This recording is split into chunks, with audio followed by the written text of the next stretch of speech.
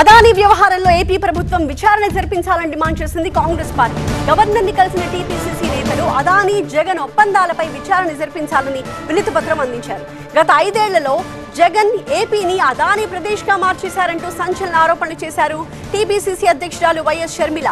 SECI ఒప్పందంతో పాటు అనేక ప్రాజెక్టులు అదానీ సంస్థకు అప్పగించారు అన్నారు. గంగవరం పోర్టులో 9,000 కోట్ల రూపాయల విలువైన రాష్ట్ర ప్రభుత్వ వాటాని కేవలం 600 కోట్లకు కట్టబెట్టారు అన్నారు. అదానీతో వైఎస్ జగన్ ప్రభుత్వం చేసుకున్న ఒప్పందాలపై విచారణకు డిమాండ్ చేశారు షర్మిల.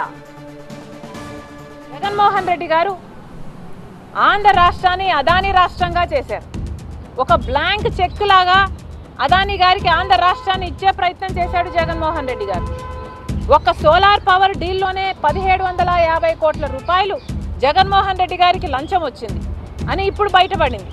కానీ గంగవరం పోర్టు 10% గవర్నమెంట్ వాటాని జగన్మోహన్ రెడ్డి గారు అప్పనంగా 9,000 కోట్ల రూపాయలు విలువ చేస్తే అదానీ గారికి 640 కోట్లకే అమ్మేశారు.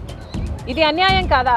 రాజశేఖర్ రెడ్డి గారే 30 ఏళ్ళకు ఆ పోర్టు మళ్ళీ ప్రభుత్వం చేతుల్లోకి రావాలి అని అంటే 15 ఏళ్ళు గడిచేపోయా. ఇంకో 15 ఏళ్లలో ఆ పోర్టు ప్రభుత్వం చేతుల్లోకి వచ్చేది. ఆ వీలే లేకుండా చేశాడు జగన్మోహన్ రెడ్డి గారు. మరి అలాంటి దాంట్లో ఎంత లంచం వచ్చుండాలి జగన్మోహన్ రెడ్డి గారికి? మరి ఇవేవి ఎంక్వైరీ చేయాల్సిన అవసరం లేదా?